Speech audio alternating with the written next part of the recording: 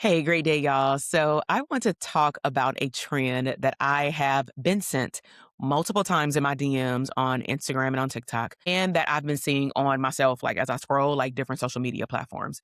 So, this is really a carryover from the previous episode. So, if you have not heard that episode, I would highly recommend that you listen to that after you listen to this episode. You don't have to listen to one before the other, but I do think that it will set the groundwork for this episode.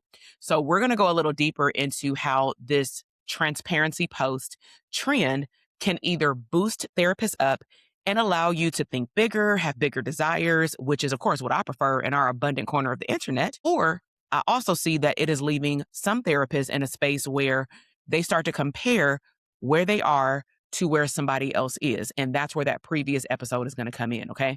So typically when I talk about comparison, one of the things that I talk about is chapters. So I may say something like, don't compare your chapter 2 to somebody else's chapter 10.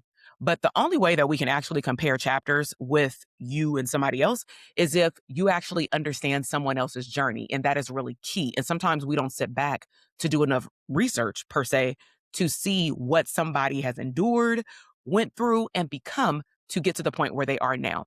So if you do not understand the person's journey, you do not know every single chapter that you're actually looking at as the outcome.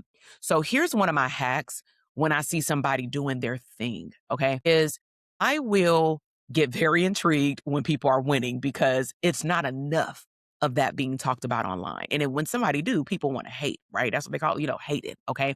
So when I get intrigued by someone's content, especially therapists, I love to see y'all win on all levels, right? I actually go and learn more about the person. I make it like a little case study, like, okay, they popping, they fire. Let me say this post. Let me comment. Let me like it. This is not me trying to buy anything from them. It's not me trying to funnel hack them. It's more like, wow, they doing the damn thing. And this is fire. Like I said, I love to see y'all win. Share it more, please. Send it to me more. So I don't even care if we're doing the same thing. There is enough room. I've talked about this over and over again for the last 8+ years. It is more than enough room for all of us to sit at the same table. Now, I think what has shocked me and my clients the most is when some of them took a minute to openly tell me that they initially were hesitant to tell me, their coach, that they actually wanted to do something around coaching other therapists. And I get excited because what this reminds me of is like being the psychology professor and then somebody wants to major in psychology and you're like, oh my gosh, I can help mentor you if you want it, et cetera. So when they come to me, they want to coach therapists, maybe at different phases in business. So some of them have told me at live events or in our coaching programs, they wanted to help therapists, for example, in grad school, start to brand themselves or think about branding early. Some of them want to help early on beginner clinicians, those who just got licensed, because maybe they want to open up a private practice. Maybe they want to teach what they've learned recently in opening up a private practice. It could be through a PDF download or actual program. Maybe they want to help therapists because they've successfully done it, open up or do certain things or build systems or hire interns or et cetera with group practices, maybe digital products or therapists just honestly building coaching programs. Okay. So it's an exhaustive list. And again, I get really, really juiced up because it's like we have another layer in common. So to me, like I said, it's like being a psychology professor. I had taught from high school kids that were getting college credit in psychology 1 and abnormal psychology all the way up to the dissertation process and internship, program developer, and, postdoc and pre-doc supervisor. So I've been a professor and a mentor for a very long time. And it's like having, like I said, one of my students that says, I want to become a clinical psychologist. Can you tell me how you did it? Those are fun. They're beautiful things to experience. And the reason why I say that is because these are the people that are sitting in front of the room. They always have their pen and paper ready, and they are ready to hit the ground running. Okay. They're ready to execute. They are always the people that are ready to eat at the table. Okay. And I need that message to spread like wildfire. Like, we can be winning as a therapist. It goes beyond one-on-one therapy. And in the online world that we live in to current date, there should be more abundance conversations within the therapist community. I also believe that there should be more collaboration with one another within the therapist community. We pride ourselves on that. And we often, especially during mental health awareness months or specialty months that therapists specialize in, I'm like, why don't y'all, especially if y'all on the same culture program, connect with each other, feed each other's community, just by interviewing each other about what you do. It doesn't have to be about a product or service, okay? Especially, just gonna go ahead and say it, with the community of clinicians of color. Because the things that I have witnessed, it is just like horrible, right? Like, this is a category for my people of all colors where I see a very high level of a lack of collaboration. It's always like a competition. They're going to steal from me, right? And the community that I feel like could be promoting abundance more than what we are clinicians of color, okay? So I think about old, school stuff where, if researched Black African American history, we have a habit of sometimes not sharing and not wanting to give to our community. And if you want me to go more into this with things that I've seen, even in the context of a psychologist working at high schools and having to teach kids, like one example comes to mind, but like teaching kids in an after school program that the reason why your program ain't growing, unlike this other colorful group over here, is because y'all trying to be stingy with your money because you don't want to share the fruits. This is crazy to me. You know what I'm saying? And so if you want me to go deeper about the Black culture, sharing, collaboration, and how that impacts and shows up in our field and in our business, go ahead and comment below. And I will absolutely talk about it because this is something that I do have conversations with therapists, behind closed doors or at our live events. But I think that it should be happening more in terms of the promotion of collaboration. So if you want me to bring that conversation out publicly, by all means, put your comments below. So what I think when I see a therapist transparency post, let's talk about it, okay? So I love seeing therapists win. I have been sent some transparency posts from a variety of therapists from cultural backgrounds, specialties, money, all those things. And when people send these to me, I ask myself, a few things. And I want to know, what are your thoughts about this? You can put them below. But my first response is, oh shit, like therapists out here doing their thing, they making that money. This is fire. I watch the video. I do the carousel post thing, right?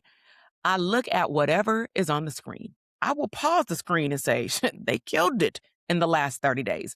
I read the caption. I read everything, okay? I go to the profile. I start clicking on links because I'm like, what are they doing? Do we need to collaborate? Okay. So depending on whether I want to type, you know, stuff out in my algorithm, I may even follow the page because to me, ain't nothing wrong with it. I even leave a comment on some of the videos, especially on TikTok, because I feel like TikTok, they be bringing me therapists. Like it's the algorithm is fire, right? Instagram, it gives me a mixture because probably I started Dr. TK more as a psychologist platform. So I was speaking to the general public and then I start converting my content like up to a decade ago for therapist business coaching. So this is probably why I have a history on Instagram of having like a mixed audience, and that's okay. But at the end of the day, I digress. Let's talk about the problem, okay? So question number one that I want you to think about, if you start to get triggered by somebody's transparency post, what emotion does the post create for you? So the first thing that I want you to assess is what this emotion post creates for you. Does this post trigger a positive emotion or a negative one? For example, does it make you feel excited, motivated, inspired, curious about what is possible? Or does it make you start feeling anxious, behind, like you're not doing enough? You start reevaluating your whole life, your whole business. Maybe you think you need another stream of income immediately. This does matter. Slow down and think about this. Because if you are looking at somebody else's transparency post and then you suddenly start questioning everything you're doing, I want you to slow down before you do anything, especially before you launch something new. Question number two, do you actually understand their chapter? Okay. So this is where, for example, chapter 2 versus chapter 10 conversation comes in. So before you jump to the conclusion and tell yourself, oh my gosh, they are making this amount of money and I'm only making X, Y, and Z amount of money. How are they doing that? Is this even real? What am I even doing wrong? I want you to go to the person's profile. I do not want you to judge a book by its cover. I don't want you to take inspired action based off the cover of the book. I want you to learn about the person if you're inspired. See if they have like a reintroduce myself post on Instagram. Typically, when people do these posts, it will give you some insight into who they are, their history, how long they've been in the field, how long they've been doing the work, what were they doing before the offer that you might see. And then also whether they have been building this, for example, 5 or 10 years. You may then slow down and realize, oh, hell no. Like they've been doing this for a decade. I'm only in like my third month. Or maybe they've been doing it for 5 years. Maybe they went in on only one product that you're not aware of for 12 months straight, and you've been going for 12 days straight. This explains why they have these results. And that also helps you understand their chapter. So, this is another area that I want you to pay attention to. And it is what I talk about actually behind closed doors with therapists at my mastermind events. Okay. So, I'm going to go behind the scenes and I'm going to share with you some metrics. Okay. Now, I've done this to a degree for private practice and for digital products. So, let me know if this is helpful down below. So the private practice example that I'm first going to give you, it happened about 5 years ago. And I was in a lot of different, but I was very active therapist Facebook groups. One therapist, they did a transparency post. It wasn't done in the way that we do it now, but it was like a snapshot of them sharing their win in their private practice of how much money they had made in a 12-month calendar year. Okay. They shared a snapshot of the section of their EHR that showed how much money they made. And me, along with hundreds of other therapists, were congratulating them, telling them how fire they are. They should be proud of themselves. They hit their 6-figure goal because that's what they had revealed. And it was just very celebratory, right? I commented on it and then I forgot about it. Like, it was fun. Okay. Now, a couple of months later, I was actually creating slides for a private practice boot camp. And the name of the boot camp was called Manifest a Profitable Private Practice. It's technically a vehicle to lead people as an introduction to our Dope Therapist Academy, our Private Practice Academy program that has been running going on 7 years at this point with over 30 cohorts of clinicians. So one of the things that I teach therapists in that program is how to identify how much they truly are worth per hour, because sometimes we don't think about all the time that we put in for our business. And what I do is I pull out a small percentage of what we teach our clients and I pull it into these multi-day boot camps. So I believe that there is a difference between what the gross number is that someone says that they earned versus what the profit and loss statement is. Okay. So let's talk about how gross revenue is not ever the whole story. Okay. So this is something that really can mess with a therapist's head, any entrepreneur's head, when they start comparing themselves. So think about it. We see that somebody is making a certain amount of money per month or per year, but we do not know how many hours and how many expenses went into generating that number. Are we crapping on how much money they made? I hope not. Absolutely not around my community. We should be proud of that person. They hit their goal. But I want to be clear, hitting the gross revenue goal in business is only phase one. Think about it. Phase one is about figuring out what you want to do, figuring out what you do well, figuring out what makes money. You make as much money as possible. It is called growing your business.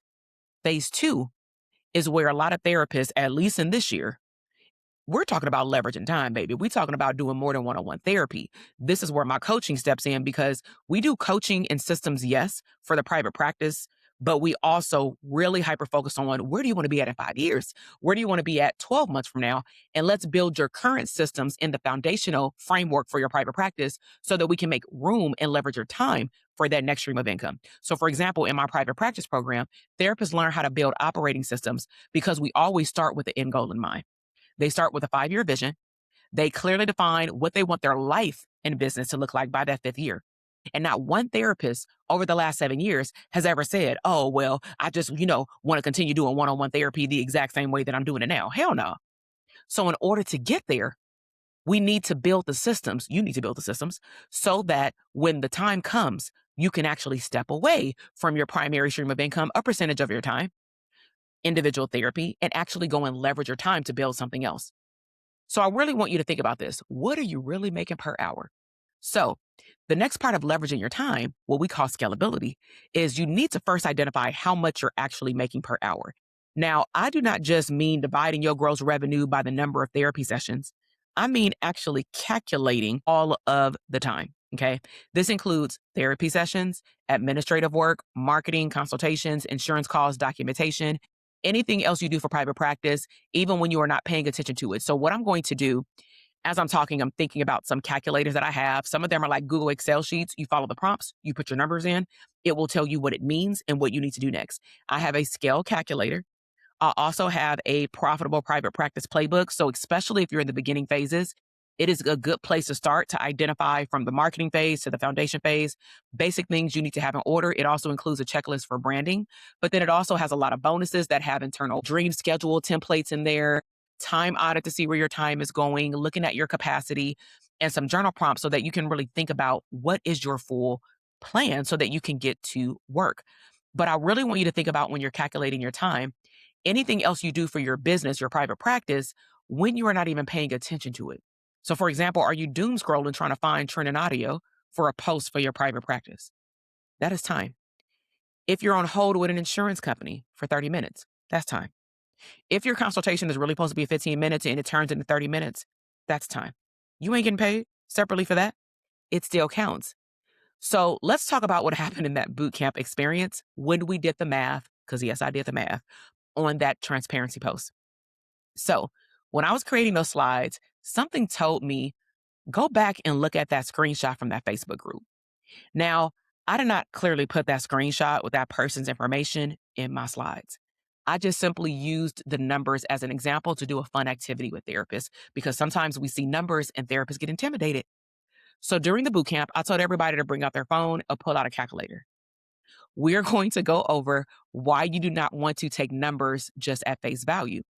Now, by all means, please cheer people on when they post their numbers. I want you to celebrate their win because if you want people to celebrate you, you need to celebrate other people. That's step number one. But once you start thinking you want to incorporate the same thing you think they did into your business, I really need you to understand that you do not have the whole picture unless somebody actually publishes it. So some people do online post their profit and loss statement, their expenses, their payroll, and the hours they worked, and then their actual profit. Because a profit and loss statement, for example, also includes all these things going out, including payroll and also what's left. It also includes what you paid yourself. And in the beginning years of a lot of businesses, I want to be clear about this, but I'm not a financial advisor. Unless you sell outright like digital downloadable products where you are not present, but you still have to market for it. If you are in a service based business, your first maybe 1 to up to 3 years may sometimes be in the red. I don't want you to flip out. If you have a very good tax, money person, CPA person, they're going to tell you that on your paper trail, at least if it showed that you were handling money properly, like you were investing your money to grow your business, you were investing in systems, you were investing in a team member, AI systems, get training on your mindset, your ability to follow through and focus, your individual coaching and on the product and marketing and things like that. That is part of business development and it's a tax write off. Okay. So back to this example. The screenshot included the gross revenue and the number of progress notes completed. I took a reasonable guess that the progress notes roughly represented the number of sessions because that's what the snapshot said. Okay. So I asked everybody in the virtual bootcamp room, how much first do you think that somebody who generated $100,000 in private practice is making per hour? And we didn't know the details of the person's caseload. We did not know whether they were part time or full time. So people start guessing like $125 an hour, $150 an hour, $200 an hour. Some people said maybe depending on the location of the state, the license status, and all those things, right? And I was like, you're right. Like, we don't know. So let's do just some basic math. So on average, when we looked at the $100,000 divided by the amount of sessions that the person did based off progress notes, it was somewhere around $50 to $60. Now, in a general sense, if you go out to the general public, somebody who has a job is like, please give me $50 to $60 an hour. They are winning, right?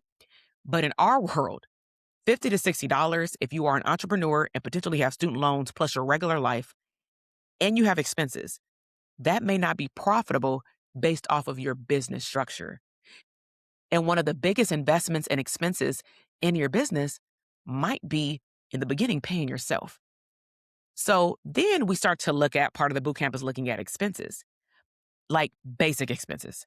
So once the expenses are accounted for, the real number was closer to potentially the clinician, we don't know, but we took a guess, is earning around $30 an hour. It may not look like that or feel like that, but that is the real number, especially if months or reimbursements are rolling into the next, if that makes sense. Okay. So again, we were not here to judge therapists. I just like you to have a different perspective, especially if you're being intimidated or comparing. We are looking at how much time and money actually went into making whatever gross number actually happen. So this is why transparency posts need context. I'm not telling the therapists who post it that they need to post context. I'm letting you know that if you get into your head, you need context before you jump off the bridge. Okay. So we are living in an age where transparency posts are a big trend, especially on Instagram and TikTok. I love seeing it for especially inspirational purposes, whether it's me cheering other therapists on, or if I know that a therapist is down, I may send that to them. But I have enough sense, and I've been in the field a long time. I'm just not talking about the psychology field. I'm also talking about the coaching field. I have enough sense to know that while I will cheer somebody on 10 toes down, I am not going to allow their transparency post to pull me away and get distracted on what I'm supposed to be focused on. I will save it. I will like it. I will comment on it. I will cheer them on, especially if it's another therapist business coach, because I do the same for people who are business coaches or doing some type of marketing or digital products. Okay. They're making 8 figures a year. I'm like, save, right? But I'm not going to suddenly say, oh my gosh, I'm not doing enough. They're making more than me. I need a different stream of income to make more faster, right? I need to change everything I'm doing. If this sounds familiar, even if you never admit this out loud, but you have this struggle internally, and I'm not even saying that I have never been here, okay? I want you to tell me your aha moment below. Has this been you? Admit it. You don't have to say what you say it to yourself, but have you been there? Because I don't need you to tell me whether you love or hate transparency posts. This is not a hate corner of the internet, okay? You don't have to go on a rant about how much you dislike them. You don't need to give me the links and say which ones you dislike. This is not that type of a platform for me, okay? But we are abundant, and I honestly just want you to admit if you've had a hard time watching them, okay? So now I want to go on the other side of things because I've talked about what private practice numbers mean. Now let's talk about another area like streams of income. I'm going to give you the example of a digital product example. So when I host, and this really only happens for live events and my mastermind clients, because they're, building out coaching programs and doing a lot of digital like products that are just more than a PDF download. So I will typically share with them what's called a debriefing report. So a debriefing report is a basic Excel sheet for us for one launch period. So let's just say I launched a coaching program, I did a boot camp or a webinar or email marketing campaign or a Black Friday campaign. And the whole campaign from beginning marketing to closing out the sales was a total of 4 weeks. Okay. So what we will look at is all the activities that we did. And I'll give you an example, but this is not an exhaustive list. And then we'll look at the profit and loss. Okay. But again, it's only for that period of time for that one product. So examples that we look at is if I had a boot camp, I look at how many people registered for the boot camp, how many people attended live for the boot camp, how many people watched the replay, how many people actually invested in the product or service that I had. That equals out to a conversion rate. What cash was collected? What is the projected revenue for my coaching programs, their payment plans? What expenses were involved? Did I pay someone else outside of my team to do Facebook ads, to set up our email marketing, to do graphic design, something? So, what expenses were involved? And then, what does real profitability look like? So, for example, one of the launches that I typically share because people are attracted to the big money is I had a series of 6-figure launches, and it was about for 3 years back to back.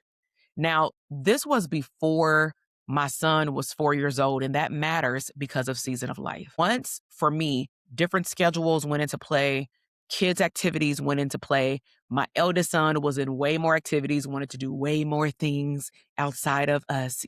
I had to adjust. My energy also changed. My interest changed in life as a mom. My season changed. I consider this in current date my heavy motherhood phase, and I love it. I'm okay with that. This means, and it's documented in my podcast for the last 2 years, I've seriously scaled back a lot of things in my digital product company up to 75%. And people probably think I'm crazy, and that's okay. I explained my case. I don't need to prove my case. People can do the math. I'm not going to do it, but I'm okay with where I am because for me, the growth had already been so exponential, meaning I didn't expect so much growth over and over again, but I did manifest it based off the work that I had put in, right? It's like the compounding effect. But to give you an idea, I was generating various years, 600 plus years cash collected. That did not include multi six figures in the mental health business with contracts. I was in serious overflow, making, like I said, multiple six figures, living in California on the mental health side as a psychologist. I know how to budget my money. So when I scale back my lifestyle, I still live good.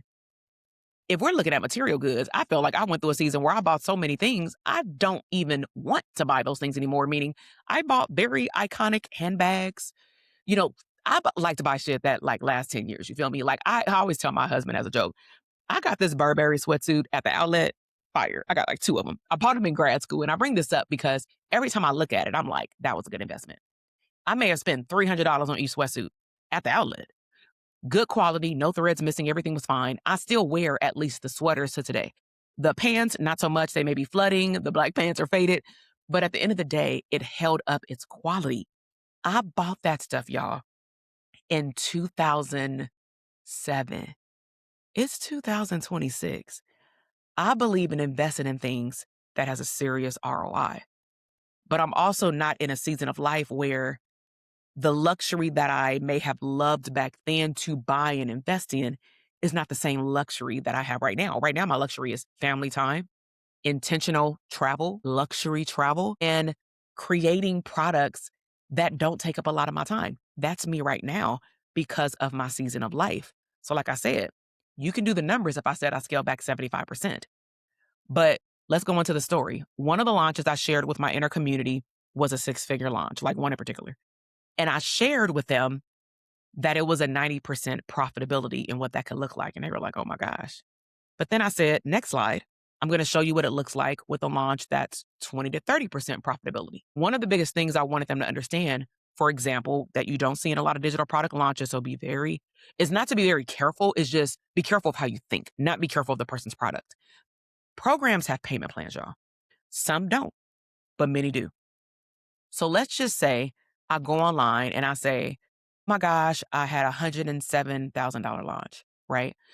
Just because the launch generated 107K does not mean that Takesha has 107K and my business did not collect it in their bank account 107K. Now, the company during the launch period, that's why I brought that up, that 4 weeks. At the end, we have cash collected $30,000, which is still fire. That's some people's annual salary. Now, some people paid in full, for example. A lot of people may have gotten different payment plans.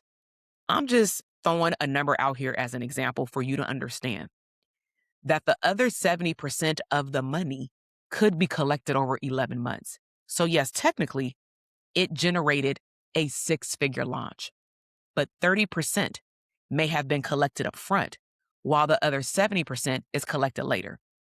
Now, let me just put this in here because some people who are in the therapist community who want to do digital products but don't want to do a payment plan because you in fear, okay? I like payment plans. You don't have to do them, but let me give you a different mindset. I personally love payment plans for my clients and for the company.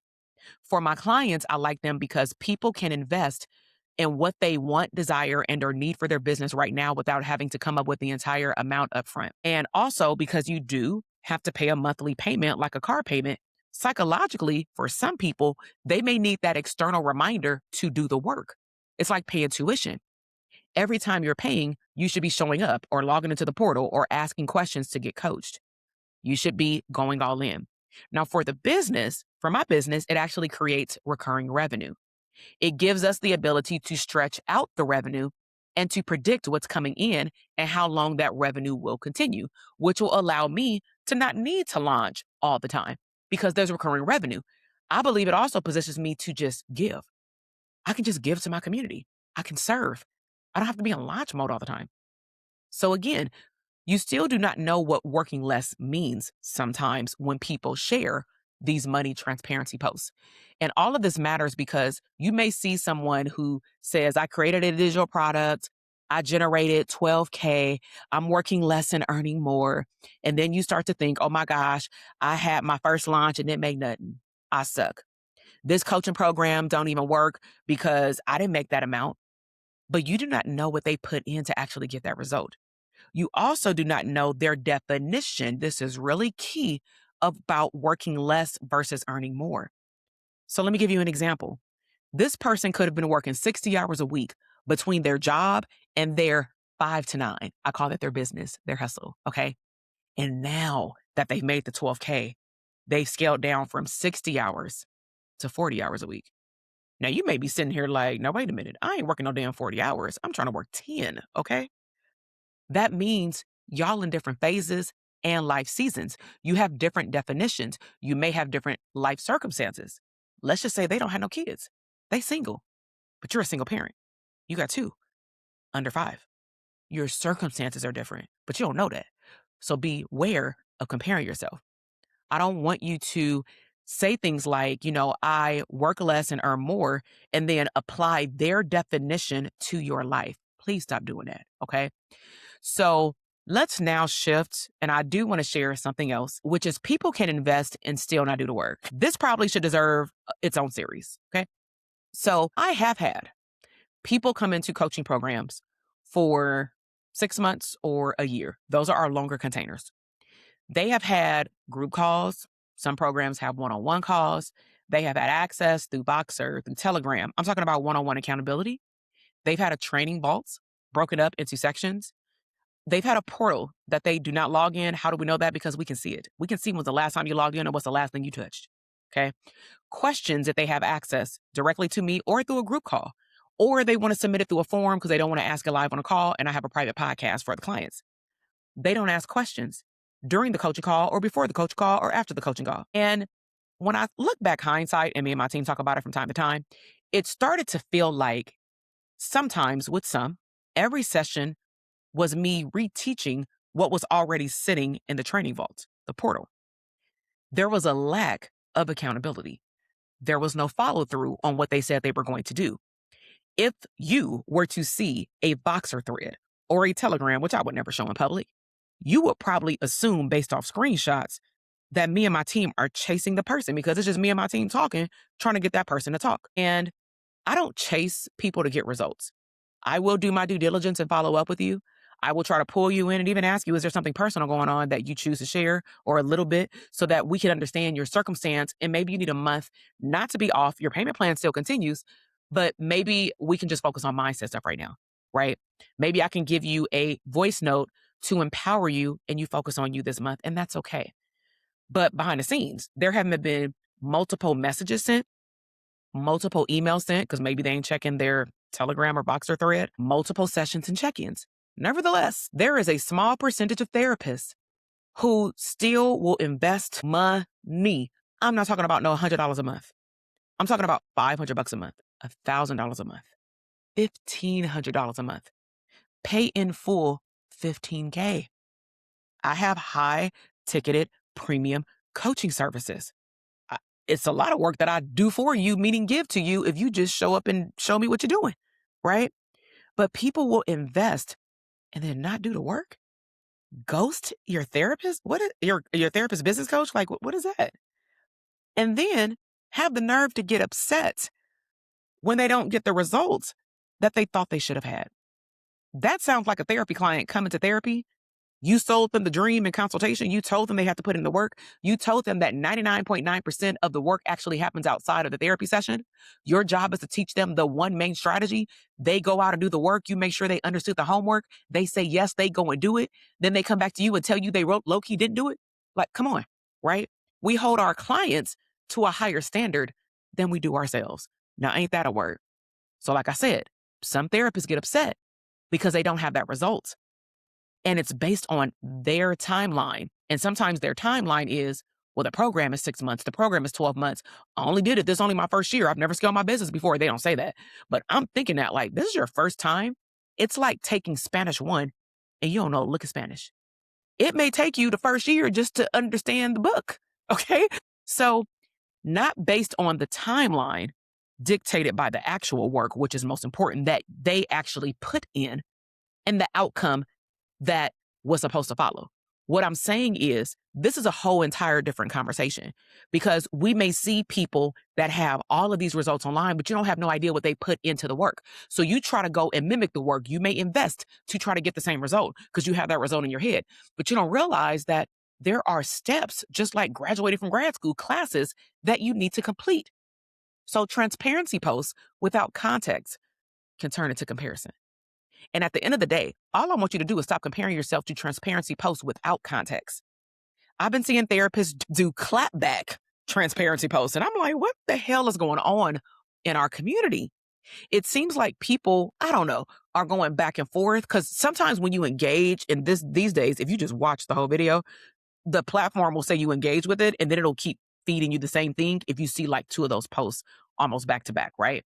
So I be thinking to myself, like, who's going back and forth? It feels like I need some popcorn. Okay. And I'm like, was somebody commenting something? Well, clearly, if they put the snapshot of the comment on the video or carousel or something, right? Sometimes I might even, if I got time, go down to the comments, like, where is this coming from? But then the algorithm starts showing me one after another. And probably because also I cater to therapists and I talk about money, these type of posts show up almost every week in my feed. And it's just interesting. So I watch the videos, I read them. Sometimes I comment, but like, you go, girl, I show them love. And because you do engage, like I said, the algorithm will just start showing you more. So be careful. Okay.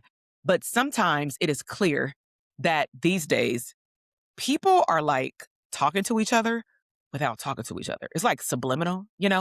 And to me, that's like the funny part about like the therapist community, because sometimes people can be talking about each other and it's so damn subliminal that you have to know, you know, was it one thing that caused the other? To me, it looks messy, but it's funny, right? Because I'm like, wow, you know, I'm not the psychologist on Instagram or TikTok trying to diagnose no problem, but I am trying to figure out what the hell is going on. Anyways, I digress. The 3 questions I want you to ask when you see a money post. If you run across one of these posts, I want you to go through these questions. Is this bringing up a positive or negative emotion for me? Do I understand this person's chapter, business season, and potentially their life season? Do I understand what this person actually put in compared to what I have put in? Ask yourself these questions before you go off on the deep end, before you prematurely launch something, before you decide that you are behind, before you start questioning your entire business. Ain't nothing wrong with experimenting. But sometimes experimentation plus shiny object syndrome, it can distract you from actually finishing what you started. So this is another reason why I do not just look at somebody else's business numbers, because you have to incorporate what life season you are in, because that matters. Like I shared, my business changed when my life changed. Personally, my kids are getting older. Hell, I'm getting older. Our kids do activities and sports. That becomes demanding. My energy started to change, which means my priorities change. I intentionally scaled portions of my company back.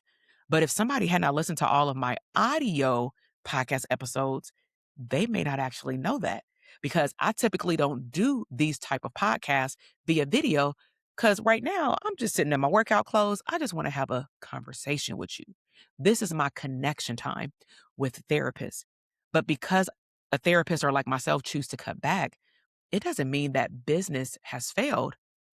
It does mean, though, that I made an intentional decision based off the life that I wanted. And when sometimes people say, I made this much money, I worked this many hours, you have to ask whether that business model fits the life that you want. Know the context, not just whether the number looks good on a sheet of paper or online. So, depending on when you're listening to this episode, on August 17th, 2026, we are hosting a 3-day Beyond the Therapy Room Bootcamp virtual experience. Now, I do want to be clear, the event is free, but it is not free in time and in execution. It is not free in terms of you taking in the information and just observing. I want you to actually apply yourself in the right way, okay?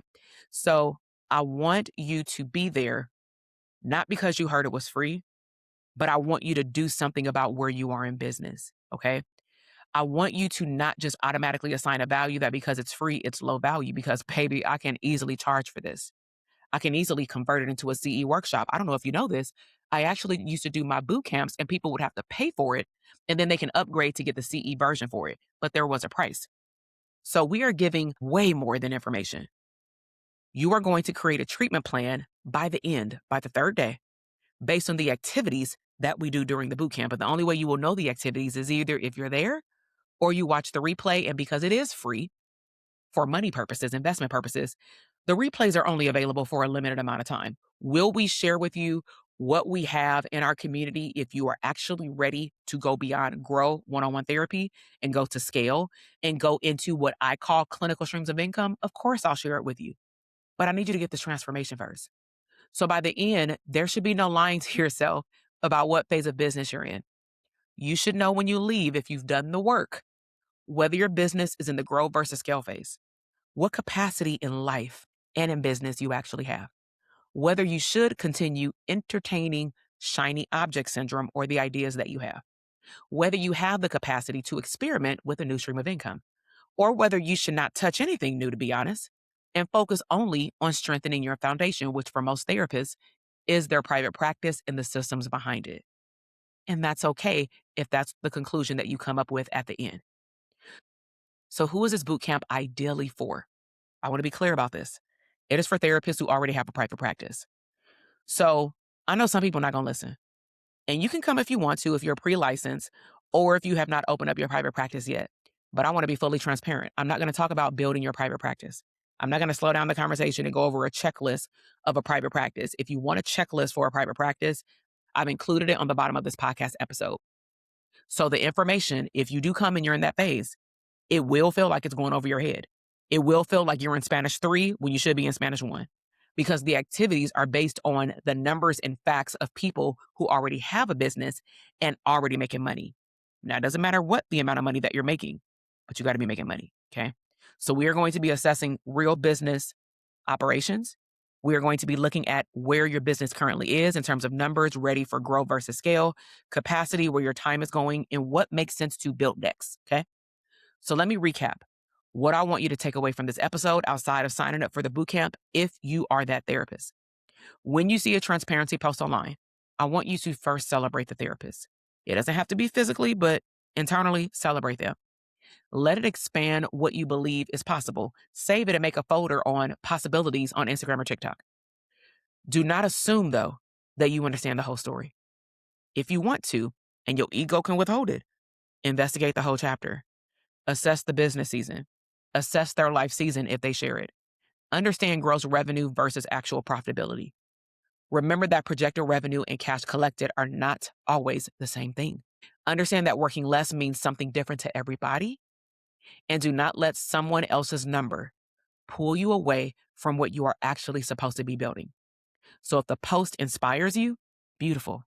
Save it, comment on it, cheer them on, let it show you what's possible. But let me be clear.